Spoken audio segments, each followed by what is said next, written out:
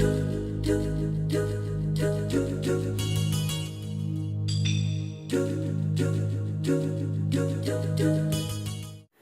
guys, Jared here. Very quickly going to give you a site recap for last week. Since I'm in Canada, it's been a long holiday for Canada Day. So let's jump on in, and here's what happened last week. Started off with Steven's review for Disney Epic Mickey, what is it? Power of Illusion. And as always, going to put all the links in the description. But he wasn't too thrilled with the game. You can check out his review to find out why. Very well written review. Then there was a Resident Evil 6 playthrough, which was Chapter 3 of the Leon campaign. Then I wrote an article very quickly about my first Pokemon impressions and how horrible it was. It was surprising. I played for about 3.5 hours, and well, since my first Pokemon, I didn't really know what the heck I was doing, so it's pretty funny. There's some humorous parts in the little article.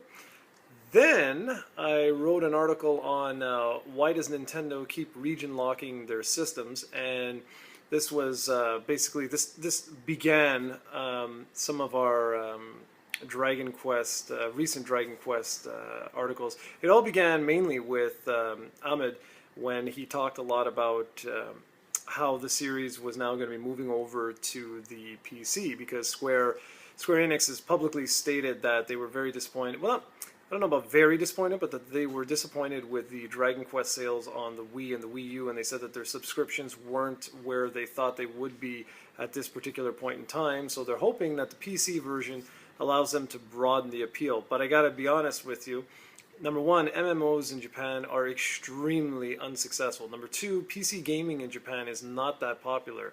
So I don't know if this is really the best course of action for the company to take. One would hope that they're doing this primarily as a test, and then that they plan to release this worldwide. But the more I play the game, the more I really don't know if that's going to happen.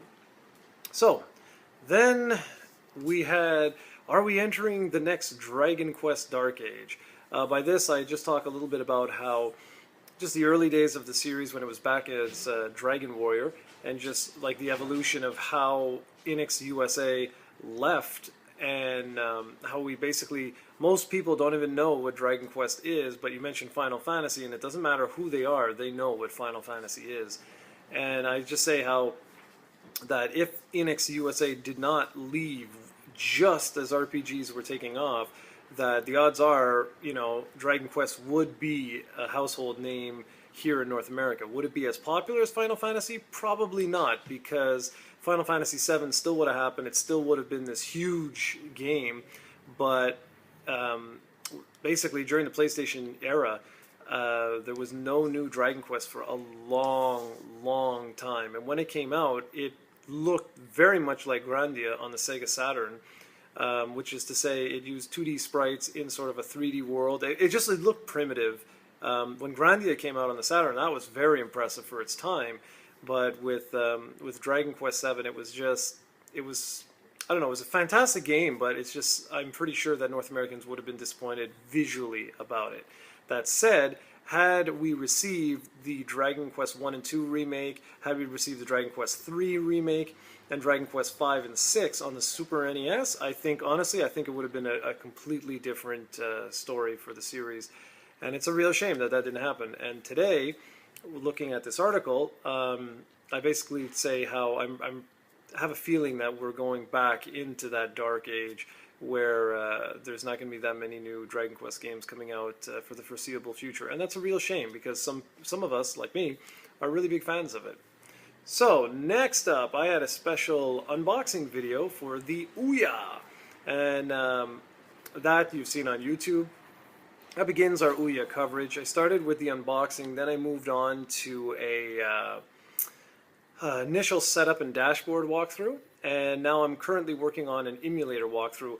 I'm going to focus primarily right now anyways on how to get NES and Super NES emulators up, well not emulators but the ROMs up and running. And it's the exact same logic for all the cart-based games. I don't know about the PlayStation 1, I'm going to try that probably in a separate video, we'll see. Steven then did a video. He then did an article about, excuse me, his top 5 Pokemon battles of all time. He's a huge Poke freak, so if you like Pokemon, I recommend you go check out that article. And then the last 2 things, been a slow week for articles, like I say, because of the holiday and things like that, and I've also been super busy, was the Dragon Quest footage. I started with the Dragon Quest X offline walkthrough, basically explaining how you go through it. I don't expect too many hits on this, primarily because there's not that many Dragon Quest fans here in North America because of what I just said, which is kind of unfortunate. But if you have a PC that's strong enough to run this, and really it doesn't require much, I highly recommend you click that link or you watch the video here on YouTube, and I'll gladly walk you through the steps necessary in order to play through Dragon Quest X. It's really not that complicated. It costs no money whatsoever. You just need to mask your IP if you're going to head online. And the next video I did was exactly that. I basically showed the introduction of the online mode, and then I just posted one which was a follow-up for it. And now this week we're going to continue with the Resident Evil 6 coverage, going to continue with the Dragon Quest coverage, and going to continue with the OUYA coverage on top of, you know, special feature here and there. So as always, thanks for the continued support. Be sure to check out projectcouya.com, join in all the conversations, and here on YouTube, like, subscribe, leave a comment. It means the world to us. And thank you very much for watching. Be back soon.